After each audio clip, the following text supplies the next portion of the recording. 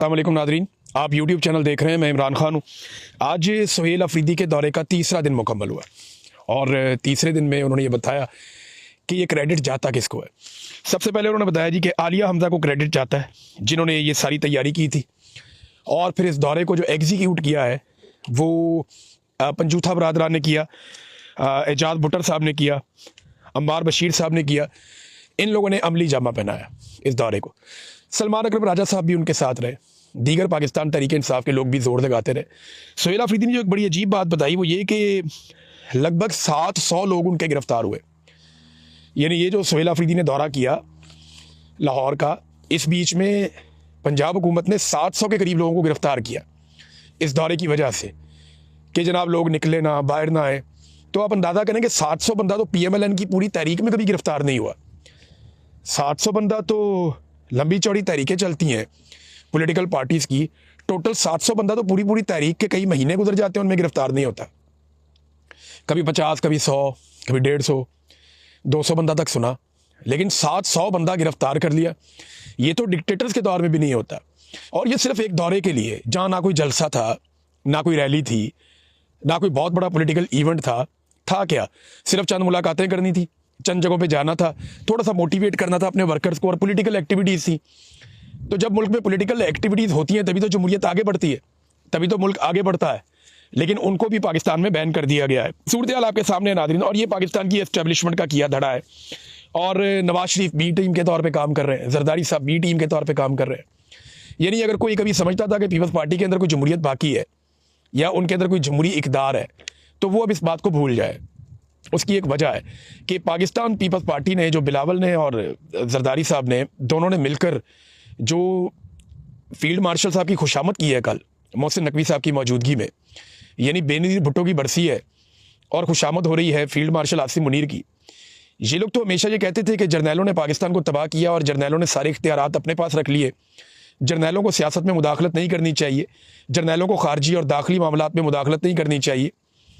लेकिन अब ये जर्नैलों की तारीफ़ें कर रहे हैं, फील्ड मार्शल की तारीफ़ों में ज़मीन आसमान के कलाबे मिला रहे हैं। वजह पता क्या है? वजह यह है कि इनको ये समझ आ गई है कि अवामी मकबूलियत इनके पास नहीं है। इन्हें ये पता चल गया कि अवाम तो हमारे हाथ से निकल गई, आइंदा अपने पब्लिक के वोट से तो आना नहीं। धांधली वांधली करके, कोई 2 नंबरी करके कुछ सीटें जीत जाएंगे, लेकिन हम इक़्तिदार में नहीं आ सकते, क्योंकि पाकिस्तान तहरीक इंसाफ ने हमसे ये मार्जिन ले लिया है और अवाम उनके साथ खड़ी हो गई है। लिहाजा अब फौजी बूटों के ऊपर बैठ के, तस्मों के साथ लटक के हम इक़्तिदार में आ सकेंगे। तो बाप बेटा वही काम कर रहे हैं जो दूसरी बाप बेटी कर रहे हैं। तो इस वक्त जो कुल मिला के सूरत हाल है वो मैं आपके सामने रख देता हूँ। जो सियासी मंजरनामा है ना पाकिस्तान का, वो सादा सिर्फ सियासी मंजरनामा आपको बता रहा हूँ मैं। वो ये है कि पाकिस्तान का मकबूल तरीन लीडर इमरान खान है। वोट इस वक्त सिर्फ इमरान खान का है, बाकी किसी पॉलिटिकल पार्टी का नहीं है। फौजी क़यादत और अवाम के बीच में बहुत बड़ी खलीज पैदा हो चुकी है। फौजी क़यादत और अवाम के बीच में बहुत बड़ी खलीज पैदा हो चुकी है। मैंने अभी एक सर्वे करवाया था कि आसिम मुनीर से लोग ज़्यादा प्यार करते हैं या इमरान खान से। 28,000 पैगामात आए थे और उनमें सिर्फ 2 पैगामात हमें मिले जो आसिम मुनीर से प्यार करने वालों के थे। इतनी बड़ी खलीज अवाम के और फौजी क़यादत के बीच में पैदा हो चुकी है। और ये फौजी क़यादत ने अपनी हरकतों से, अपने कामों से, हलफ को तोड़ने से, अपने हलफ से गद्दारी करके खुद ये खलीज पैदा की है। और ये एक दफ़ा में नहीं हुआ, ये लगातार चलते चलते कई दहाइयों में यहाँ तक पहुँचे हैं। अब इमरान खान साहब ने आखिरी धक्का लगाया तो बिल्कुल ही बात एक साइड पे होगी। अच्छा, फिलहाल जो रवायती सियासी जमातें हैं जिनमें इस वक्त का हुकूमती इत्तेहाद शामिल है, उनके अंदर कोई गुंजाइश नहीं है, यानी वो अवाम में जाने के काबिल नहीं है, वो इस वक्त पब्लिक में नहीं जा सकते। और ये चीज़ें बदलने का या जल्द बदलने का किसी किस्म का कोई इम्कान भी नहीं है। तो ये है पाकिस्तान का सियासी मंजरनामा। तो सुहेल अफरीदी साहब ने अपना दौरा मुकम्मल किया, सहाफ़ियों से भी उन्होंने मुलाकातें की, अलग अलग सेशंस किए और बड़ी तादाद में वो सहाफ़ियों से मिले। उनसे भी जो PMLN के बयानियों को टो करते हैं, उनसे भी जो एंटी पाकिस्तान तहरीक इंसाफ या इमरान खान के खिलाफ है, उनसे भी मिले। ब्यूरो चीफ से भी उन्होंने मुलाकातें की और खुलकर उन्होंने सहाफ़ियों से कहा जी आप सवालात करें। तो यहाँ पे वो बदतमीज़ी और हुल्लड़बाजी तो नहीं हुई, लेकिन आरिफ हमीद भट्टी साहब ने, क्योंकि बड़े सीनियर सहाफ़ी हैं लाहौर के, अगर चंद सीनियर वर्किंग जर्नलिस्ट अगर आप अलग करें लाहौर के, तो उनमें आरिफ हमीद भट्टी सफ़े अव्वल के सहाफ़ियों में से एक हैं। तो उन्होंने कहा कि मैं मादरत चाहता हूँ जो आपके साथ, क्योंकि आप मेहमान हैं, जो आपके साथ सलूक किया नाम नहाद सहाफ़ियों ने, उसके ऊपर मैं मादरत चाहता हूँ। तो इस पर सुहेल अफरीदी साहब ने बहुत बड़े दिल का मुजाहरा किया। उन्होंने कहा नहीं, हम पंजाब से हमारा कोई शिकवा नहीं है, आपसे हमारा कोई शिकवा नहीं है, तो कोई ऐसी बात नहीं है। और दूसरा, जब ये पूछा गया कि मीना खान अफरीदी का जो जवाब था उसको आप क्या समझते, तो उन्होंने कहा जी इसको जस्टिफाई नहीं किया जा सकता, वो नामुनासिब था। लेकिन वो जिस किस्म की बातें उनके साथ की गई उस पर उन्होंने ये जवाब दिया, लेकिन उसकी कोई जस्टिफिकेशन नहीं है, उन्हें ये नहीं करना चाहिए था। और यही मेरी भी राय थी कि मीना खान अफरीदी को चाहे जितने मुश्किल हालात हों, जितने मर्जी ख़राब हालात हों, आपको अपने मुखालिफ के लेवल पे गिरना नहीं चाहिए। देखिए एस्टेब्लिशमेंट तो बहुत नीचे तक गिर गई है, उन्होंने तो पंजाब असम्बली के अंदर अपने बंदे भी शामिल करवा दिए, अंदर घुसवा दिए, लेकिन कम से कम इन्हें गुरेज करना चाहिए था और इन्हें अपने आसाब को टूटने नहीं देना चाहिए था। अच्छा जी, इसमें सुहेल अफरीदी ने एक और बड़ी इंपॉर्टेंट बात की, उन्होंने कहा जी अवाम निकलती है पाकिस्तान तहरीक इंसाफ के लिए, इमरान खान के लिए, हमारी प्लानिंग का फुकदान होता है और इसमें हमारी कोताही शामिल है, इसको हम ठीक करने की कोशिश कर रहे हैं। वो ये बात बिल्कुल ठीक है कि इसको ठीक करना पड़ेगा पाकिस्तान तहरीक इंसाफ को। मनसूबाबंदी अगर बेहतर करें तो जिस तरह पब्लिक निकलती है, अगर उनको सही तरीके से एंगेज किया जाए, फैसिलिटेट किया जाए, तो सूरत-ए-हाल जो है वो बिल्कुल मुख्तलिफ होगी। तो इसमें जो अब स्ट्रीट मूवमेंट है उसके हवाले से पाकिस्तान तहरीक इंसाफ प्लानिंग कर रही है और आने वाले हफ्ते में आपको बड़ी ज़बरदस्त खबरें पाकिस्तान तहरीक इंसाफ से मिलेंगी। और ग्राउंड वर्क इन्होंने तकरीबन कर लिया है कि इन्होंने किस तरीके से ग्राउंड पे जाना है, जो पेपर वर्क है वो कर लिया, प्लानिंग इन्होंने कर ली है। और ये एक बड़ा लंबा चौड़ा मनसूबा है जो पाकिस्तान तहरीक इंसाफ ने बनाया। देखिए जब स्टूडेंट आएंगे आगे और वो ग्राउंड वर्कर्स आगे आएंगे, जिनको ये पता है कि ग्राउंड के ऊपर लोगों को क्या इस वक्त सोच है, किस तरीके से उनके बीच में जाना है, कैसे लोगों को मोटिवेट करना है, कैसे लोगों को इकट्ठा करना है एक नुक्ते के ऊपर, तो इन्हें इस बात का आइडिया है और ये यही काम करने जा रहे हैं। अभी ग्राउंड के ऊपर जो चीज़ें हैं, क्योंकि अभी इन्होंने खुद पाकिस्तान तहरीक इंसाफ ने अनाउंस नहीं की, तो मैं भी अभी अनाउंस नहीं करूँगा, लेकिन मेरी इनके सोर्सेज से बात हुई। जो थोड़ी बहुत मैं आपको हिंट दे देता हूँ वो ये है कि आने वाले वक्त में पाकिस्तान तहरीक इंसाफ लोगों में बहुत अंदर जड़ों तक जाएगी और एक ऐसी तहरीक आपको चलती हुई पाकिस्तान में नज़र आएगी जिससे वो हर पाकिस्तानी को जोड़ने की कोशिश करेंगे, एक ह्यूमन चेन बनाएंगे पूरे के पूरे खैबर पख्तूनख्वा में, बलूचिस्तान में, सिंध में और पंजाब में।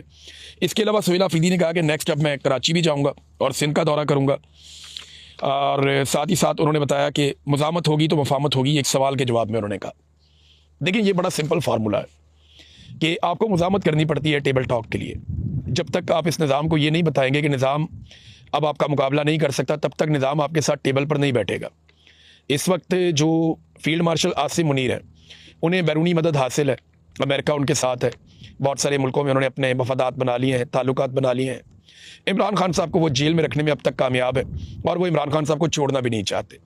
जब तक के हालात उनके लिए मुश्किल नहीं होंगे तब तक वो बैठने के लिए आमादा नहीं होंगे, ये बात सब लोग जानते हैं। और जब तक वो बैठेंगे नहीं तब तक उनको सियासत से बाहर नहीं किया जा सकता, क्योंकि देखिए डिक्टेटर के पास ना सियासत में करने के लिए कुछ नहीं होता, वो जब भी बैठेगा उसको पीछे ही जाना पड़ेगा।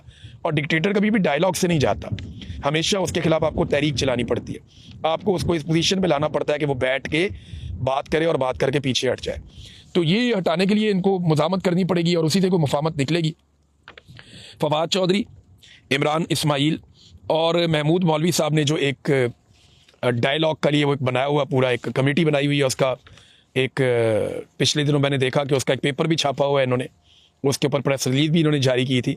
तो इस हवाले से जब पूछा गया तो सुहेल अफरीदी ने कहा जी हम इन्हें डिसओन करते हैं, यानी हम इन्हें ओन नहीं कर सकते, ये पाकिस्तान तहरीक इंसाफ छोड़ गए थे, ये जो कुछ उन्होंने कहा ये उनकी अपनी ज़ाती राय हो सकती है, ग्रैंड डायलॉग ज़रूर करें, होने चाहिए।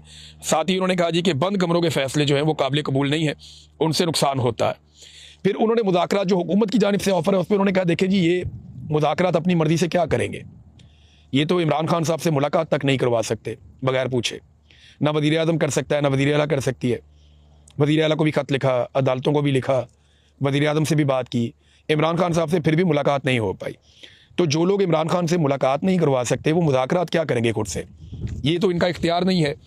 और एक चीज़ और उन्होंने कही कि कंटोनमेंट में जो दाखिले का एक मामला हुआ, नाज़रीन ये बड़ी अजीब आज हरकत की गई लाहौर में ना कंटोनमेंट का एक इलाका है, ये वहीं पे कोर कमांडर हाउस था जिसको बाद में इन्होंने जिना हाउस का नाम दे दिया, जहाँ पे मामला बना के तो पाकिस्तान तहरीक इंसाफ के हज़ारों कारकुनों को गिरफ्तार कर लिया गया और पूरा एक बयानिया घड़ दिया गया 9 मई का। ये कंटोनमेंट के अंदर घर है उमर चीमा साहब का, और नौरीन खानम का घर भी वहीं पे है, नौरीन खानम जो हसान न्याजी की वालदा है। तो सुहेल अफरीदी चाह रहे थे कि वहाँ जाएँ और जाकर उन लोगों से मुलाकात करें, लेकिन इन्हें कंटोनमेंट में दाखिल होने की इजाज़त नहीं दी गई, सिक्योरिटी एहलकारों ने इनको रोक लिया।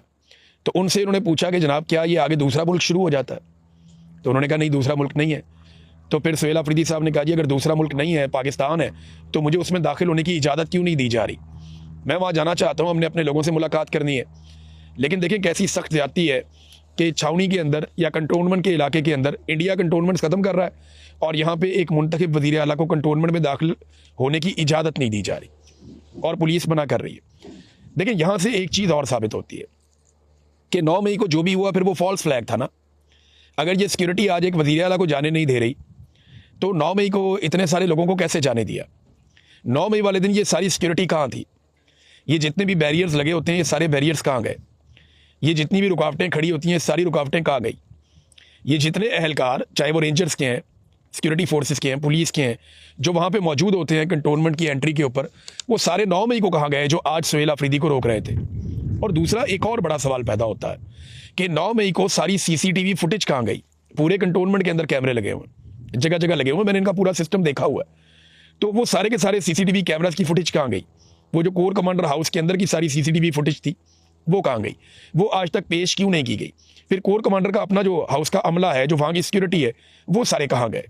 तो ये वो बड़े बड़े सवालात हैं जिसके जवाब आज तक हमें नहीं मिले। और आज उसका जवाब ये मिला कि जब रोकना हो तो कंटोनमेंट के दरवाजे पे रोका जा सकता है, और जब ना रोकना हो और आने देना हो और कोई ऑपरेशन करना मकसूद हो तो फिर कोर कमांडर हाउस तक भी जाने दिया जा सकता है। तो ये सवाल जिसका जवाब आपको नहीं मिल रहा था आज तक, या लोग ये कह रहे थे कि जनाब ये प्रोपेगेंडा किया जाता है, तो इसका जवाब आज पूरे पाकिस्तान के सामने मौजूद है। एक बात शाहिद खटक ने भी की। शाहिद खटक ने कहा जी कि हम डिग्गियों में बैठ के जाने वाले नहीं हैं, हम तो गाड़ी में बैठ के जाने वाले हैं। यानी शहबाज शरीफ साहब के बारे में ये खबर आई थी ना कि वो डिग्गी के अंदर बैठ के GHQ में दाखिल हो जाते थे और जाकर मीटिंग्स करते थे, और उसके नतीजे में उन्होंने जनरल बाजवा के साथ एक डील मारी थी, फिर रजीम चेंज ऑपरेशन किया गया था, तो सारा मामला वहाँ तय हुआ था। तो वो शाहिद खटक साहब ने बात दोहराई कि जनाब डिग्गी में बैठ के। अब इस वक्त एक सर्वे भी हो रहा है और ये सर्वे siyaasat.pk ने किया है, और जिस वक्त मैं ये वीडियो रिकॉर्ड कर रहा हूँ इससे पहले जो स्क्रीनशॉट मेरे पास आया इस सर्वे का, उसके वोटों के मुताबिक मैं आपको बता देता हूँ। सवाल उन्होंने पूछा था कि आपको कैसा वज़ीर आला बेहतर लगता है, सुहेल अफरीदी का और मरियम नवाज़ का?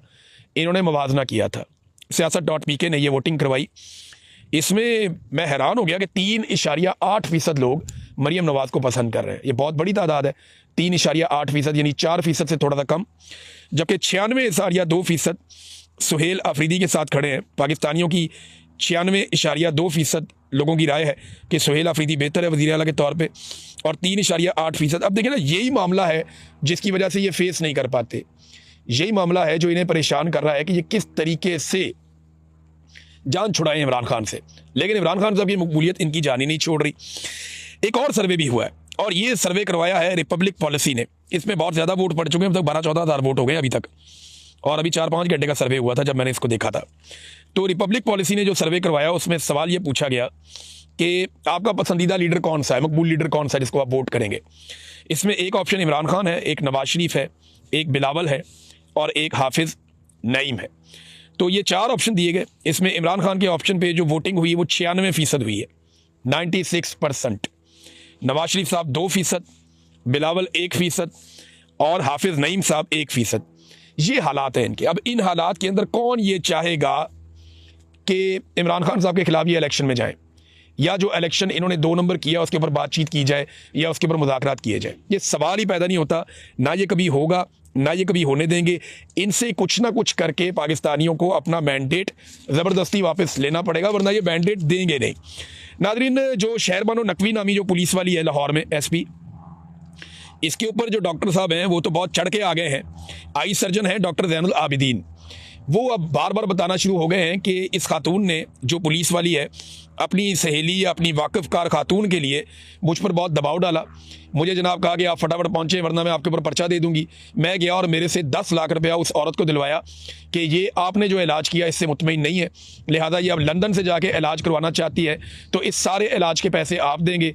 वो कहते नहीं, 10 लाख रुपए के 3 चेक मैंने उस खातून को दिए, तो इसके बाद भी इन्होंने मेरा जीना हराम किया हुआ है। कुछ लोग ये रिपोर्ट कर रहे थे कि शायद 15 लाख रुपए से भी ज़्यादा पैसे डॉक्टर साहब ने दे दिए हैं। तो डॉक्टर साहब अब खुलकर आ गया मैदान में, और वो बता रहे हैं कि शहरबानो नकवी ने मेरे साथ बड़ी ज़्यादती की है।